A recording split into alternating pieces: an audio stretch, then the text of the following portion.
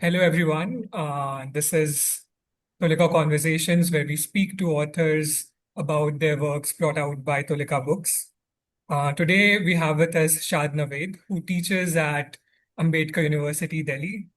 Shad's most recent book, Ghazal Eros, Lyric Queerness and History, was published by Tulika earlier this year in April. We are very pleased to have you, Shad. And to start off, I would like you to tell us what is it like having been at both the ends of the editorial desk at Tulika? Thank you, Suyog, for asking me to do this conversation. I remember recording a similar video for Tulika Books. I think it was their 25th anniversary. So I had to speak about my experience. They have never kind of spoken about being an editor before, but now you put me on the spot.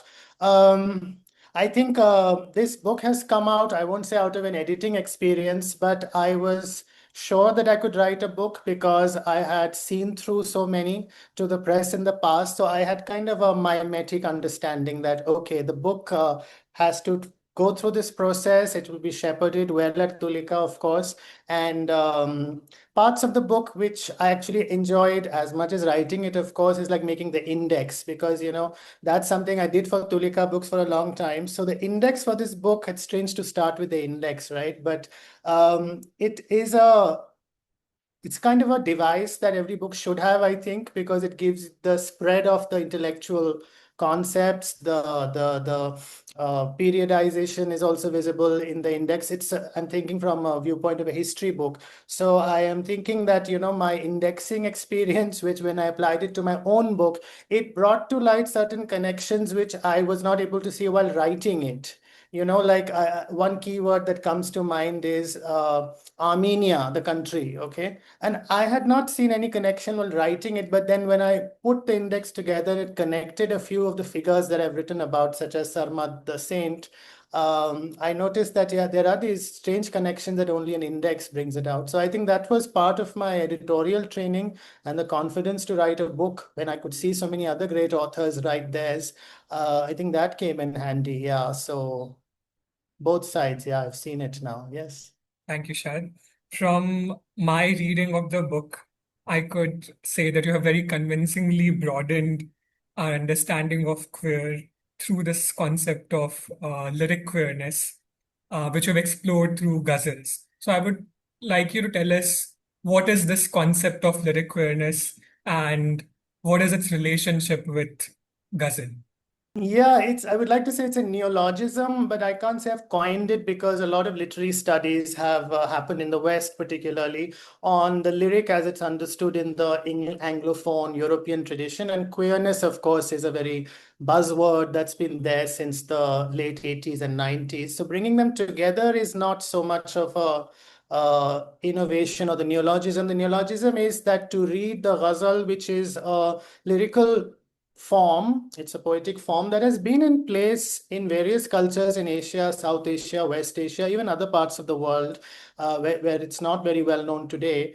It's been almost a continuous way of writing poems. And to read those poems through the lens of this neologism, that was a bit of a challenge.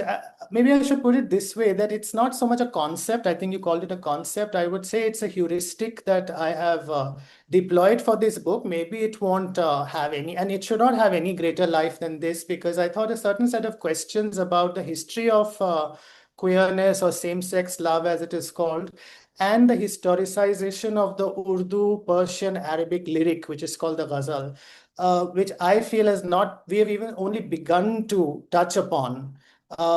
This term, I think, brings these two very current energies in queer studies, for example, with the very large project of historicizing those very same energies and the large swathes of the lyric that have not been written about, historicized, periodized. So I think that was the exciting part of it, and that's the heuristic I mean, that how do you I think you're a historian too. So how do you historicize both ends of literary reading on the one hand, and what is called today quite bluntly, sexual identities or sexual identity politics? So that was the challenge. I'm a comparatist by training. So I guess the comparison was really between a history of the lyric and the history of sexuality, but not understood in that Foucauldian term at all. Okay. Quite literally, what have been the changing meanings of same-sex contact, same-sex love in literary writing, not in any sociological or any socially realistic sense even. So I think heuristic would be where I would place it. Is it expressed similarly across languages? Because you have particularly looked at Urdu, but you also mentioned that ghazal is composed in different languages. So is this lyric queerness there in all languages in which ghazal is composed in? Yeah, when I was finishing the book, actually, I had to write the preface. The preface is always written after the book is done, but they seem to talk about what is yet to come. So I was defending my title, which is the Ghazal Eros Lyric Queerness in History, by saying that I have not used Urdu anywhere in the title, not because there's some aversion to the term, but Urdu itself has to be historicized, first of all, when we are looking at lyric queerness in its major genre, which is the Ghazal. And by historicization, I don't mean anything fancy, but just that the major poets of Urdu were all non-Urdu poets also at the same time, particularly poets of Persian they were. And they had fairly working knowledge of some Arabic antecedents also. So through the Urdu example, I have tried to read lyric queerness backwards into these antecedent forms like Persian and Arabic. And I found quite solid ground to do so, because not just because I am reading them in a serial going backwards, but also because a lot of the poets I was looking at have, whenever they use these queer figures in their poetry very overtly, they seem to have a sense of antiquity attached to it. They don't say it, of course, it's poetry, so they don't write commentaries on this stuff. I wish there were commentaries. There seemed to be an antiquity attached to it, which, if when we begin reading, and I've only touched upon the classical Arabic antecedents from the 9th century, 10th century or so, and some Persian developments through Hafiz in particular. And I noticed in the research there that there are commentaries, for example, in Arabic on what it means to write queer-centric poetry. So one example I give is from the life of not Sarmad, sorry, the life of Hallaj, Mansur al-Hallaj, who is the big Sufi saint, the first martyr of Sufism, and Massignon, who is the French Orientalist. He wrote an entire commentary around this hidden queer dimension of the execution of Hallaj and his opponent, who was someone who was apparently queer. I look at Abu Nuwas. He's a fairly well-known name in world literature now vis-a-vis queer studies, because he was this early Abbasid era classical Arabic poet who did not invent but popularized a ghazal which is called the masculine ghazal, in which both the beloved and the speaker are masculine. So around Abu Nawas also I found commentaries. So I think what was a hunch turned out to be a well-supported or fairly well-supported commentarial practice on looking at the queer figure in the early ghazal in Arabic and Persian as well. So when you're talking, I think in the first chapter, when you're talking about Hali, am I pronouncing it correctly? Correct. Okay. So, and the obsession with naturalness, uh, Mm. which emerged in the 19th century.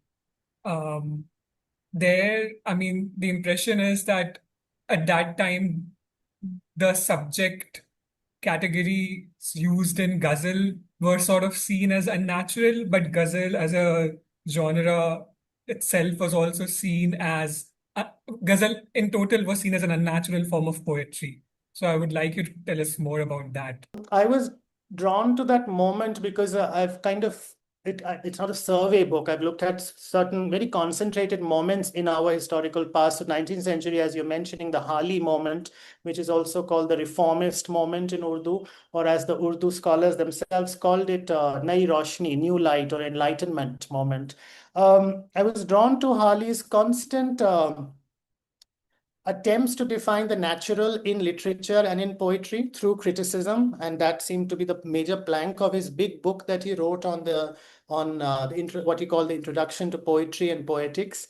I was drawn to the natural because in the entire cluster of these reformist intellectuals, these enlightening intellectuals, there was a concern for nature in all kinds of ways. A whole entire different monograph needs to be written on the category of nature. The only line I could sort of, it stays in my head from my own writing, is that the category of nature felt to these people to have eluded colonial society. They were not saying that nature is lost to us. They were saying that, why could we not have nature like Wordsworth has nature, like the English poets have nature?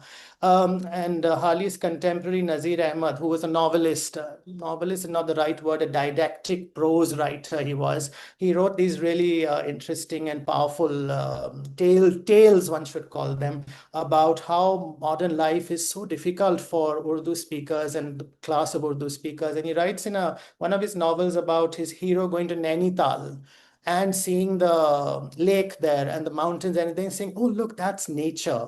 As if, Nainital was just discovered through the category of nature in, I think the novel is called Fasana-e-Muqtala, which is kind of a satire against this man who reads the ghazals all the time, and he doesn't pay attention to his kids or his wife, and he has a bad end to it. I've not written about that in this book, but since you asked nature, so the cluster of thinkers, Hali included, were very interested in defining what this nature might mean, and in passing references to the ghazal, they willy-nilly speak about the coming of the new colonial era law with the famous section 377 also, where Hali says famously that you foolish ghazal readers, you want to read a genre which is going to incur the criminality of section, he doesn't say section 377, but he says against nature. And interestingly, he's using the English word all the time, nature, natural, naturalism.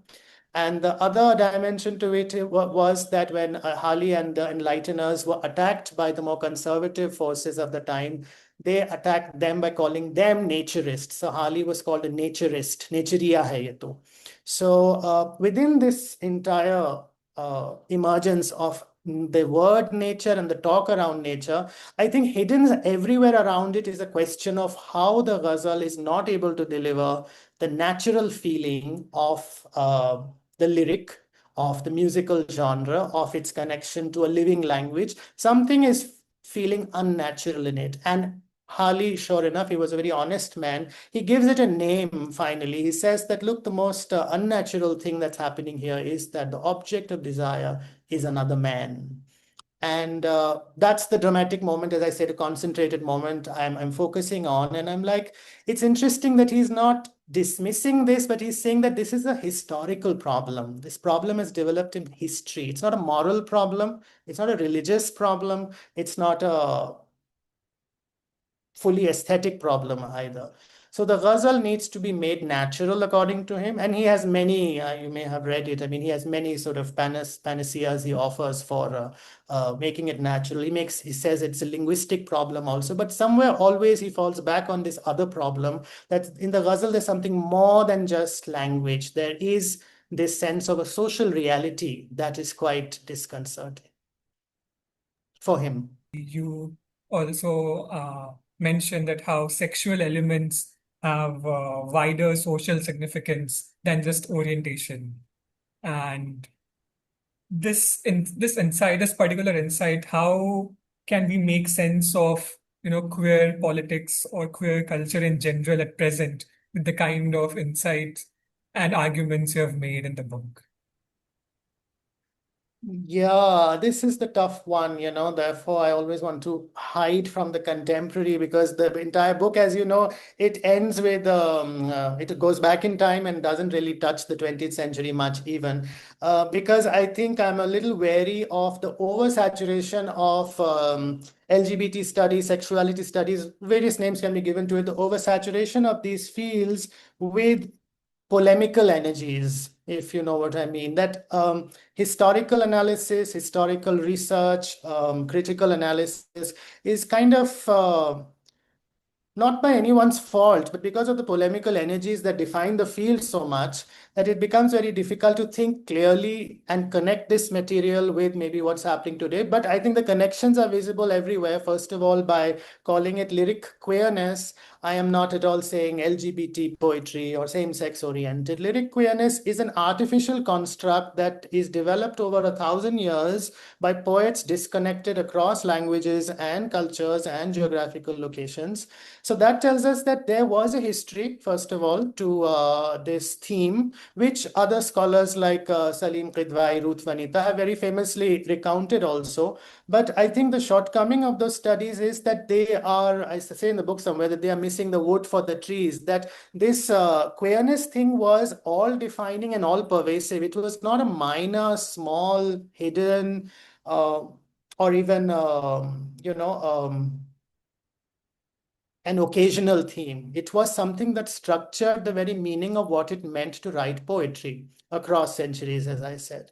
So this should, I think, give us a pause that current queer studies need to think historically and that they have a history. And the Hali moment that you were asking me about earlier, look, Hali was a bearded gentleman with an oriental sherwani and with an irascible temper maybe sometimes, but an adventurous chap also.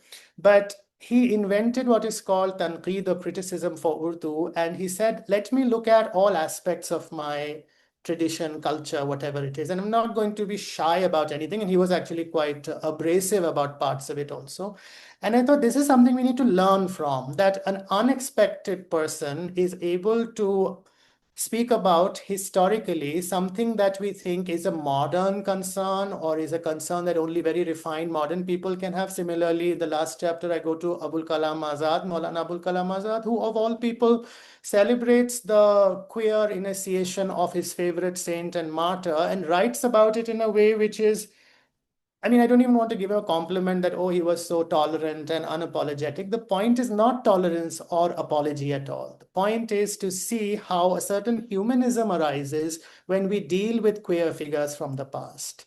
And that humanism is something I think I have not called it that very systematically in the book, but I think that would be one further way to think about where does this lyric queerness lead us in the present times, particularly how to read humanistically, what is the history of this part of being human, which is very important in these cultures.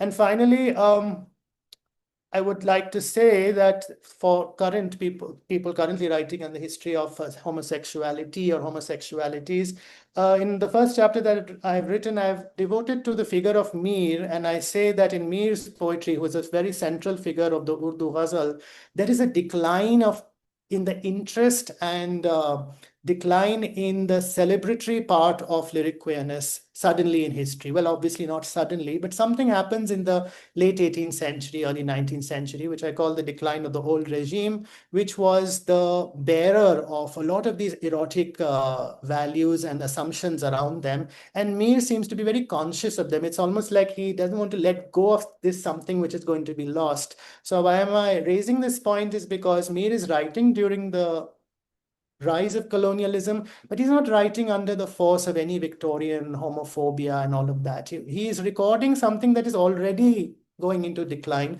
And that's my interest, that's what I'm calling historicization, that it doesn't simply follow that the Victorian age came and it, ruined our happier cultures of sexual variety. There was something already in place in our history that was leading to a transformation of these very well-established ways of connecting with each other, emotional ways, lyrical ways of connecting with each other. And we should look at that history. That's much more important because it's unwritten, I think.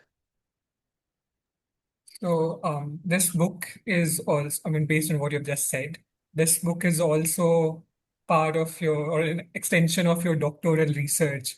So was there something in particular which propelled you to, research on this, or how did this book come into being? Yeah, this becomes biographical and therefore tough to trace. I say historicization so glibly, but it's so very difficult to historicize oneself, but one has to do it, and you have put me on the spot.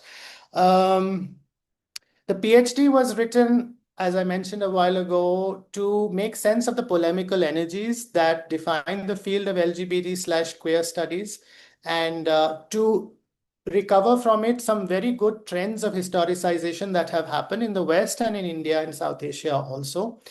In the West, more than in South Asia, I would say there are critical histories of homosexualities. And I mean, the classic book is what the book on tolerance and Christianity, John Boswell's book. I think that's quite a compelling take on a history of homosexuality in Western Europe across 1,000 years or so. So in order to make sense of those polemical energies, I did this research, and also because I was very interested in moving beyond English.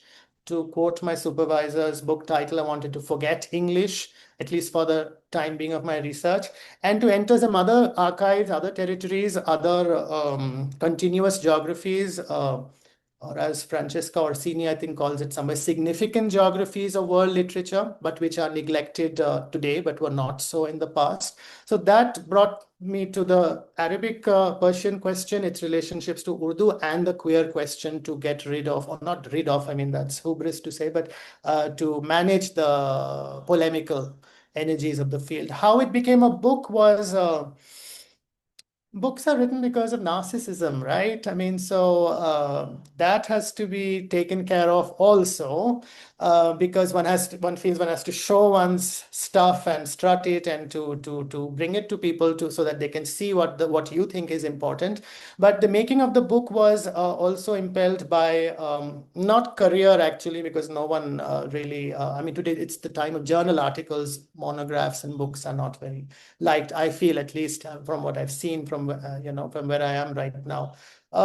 It had to become a book because I had to get it out of my system, the polemical energies and the sort of the polemical tie with the queer. So I thought, let me put it out there. I don't know if people will read it or not, or the way, or will they read it in the ways that I intended to be read. That's another danger of narcissism. कि आपने लिख तो दिया narcissism में, but there are other people's narcissisms also, right, in the way they read it. So yeah, it's a bit of a risky thing to put it as a book. And so it took almost 10, 12 years after the PhD to take this shape. I remember in my graduate school, there was some very senior person from a university press who was frowning upon others, saying, why do PhD students so quickly turn their theses into books within a year or two? One should take at least a decade. So I felt quite proud that I did take a decade. And yeah, it does take time. I see the wisdom in that, because the PhD, if I were to show it to you, I mean, it's a hurriedly written piece of document with self-contradictions also, with the unsurety parading as sureness. So all those things had to be tied up and sorted out, and the polemics taken out. They're still there, I think, in some measure, they're still there for it to take the form of a book. So yeah, I thank you for this question, because yeah, I've never really thought about it to historicize myself and the book in this way. It's always very uh, enriching to know the author as much as the work. So thank you for the answer. Now, this is a very important question, Shad. What was there any particular ghazal which kept you company while you were writing this book? Because as we know, ghazal is a form of poetry, but uh, it has also been taken up by singers, by musicians. So was there any particular ghazal you listened to or you read? I teach a lot of this stuff also. I teach comparative literature, as you know, I think. And I'm just teaching a course on Ghalib, for example. And so it's always a challenge that how will I choose from ghazals just pile up because they're so short and small. And so a poet could have written almost hundreds and thousands of ghazals. Mir has almost, I think, 2,000, 2,500 ghazals. How to choose? So I have a very strange, it's not a rule of thumb at all. It's no rule at all. It's, sometimes what you've read of ghazals several times, it just comes into your consciousness when you're trying to recall a certain moment in which you have to teach a ghazal, let's say. Okay, so it just walks into your, it's nothing magical. It's just something that, ghazals are meant to be memorized also. They're not meant to be read. Ghazal kahi jati hai, ghazal sunai jati hai, aur aapne kaha hi, it is sung also. So it requires a slightly different dimension. I don't want to sound mystical about it, but song has helped because the ghazal I end the book on, actually to be all complete statutory revelation, I should make that there's only one entire ghazal I have presented in the book. It's called Ghazal Eros, so there should be more ghazals in it. Mostly I've looked at couplets and, pair of couplets, etc. The final ghazal, which I think is the apotheosis of the vernacular ghazal in South Asia. I mean, it was a pinnacle that was reached, and without any song and dance about it, it was Siraj Aurangabadi's ghazal, jo ke sabne hi suni hai, and major singers across India and Pakistan have sung it also. Khabare tahyure ishq sun na junu raha na pari rahi. And so many writers have taken their book titles from phrases in the ghazal. That's another good sign to choose a ghazal when modern writers feel compelled to title their works from these snippets of ghazal titles. So I think, yeah, that one ghazal, I should say, I was proud to bring it into my work because it's an ornament, that ghazal. An ornament, I mean, in a strictly aesthetic sense, not just in a frivolous sense, that one has to write a chapter in order for it to incorporate that ornament of a ghazal.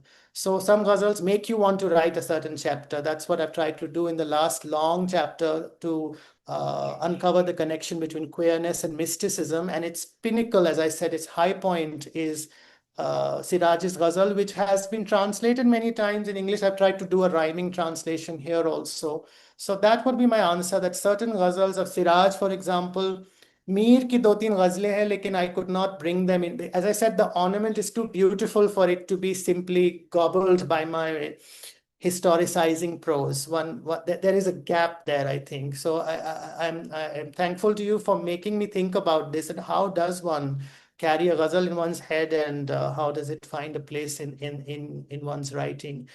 Things would have been easier if I had to write about Ghalib. Ghalib is so much more memorable, so much more closer to us in time also. And so, yeah, these are my kind of scattered answer to what you asked. This brings us to the end of the interview. Shad, thank you so much for agreeing to do this. And Thanks so much, Suyok. It's been a pleasure. It's been the first time speaking about this book to anyone in public. no, I'm so glad that you chose Tulika to speak about the book. Not at all. Thank you.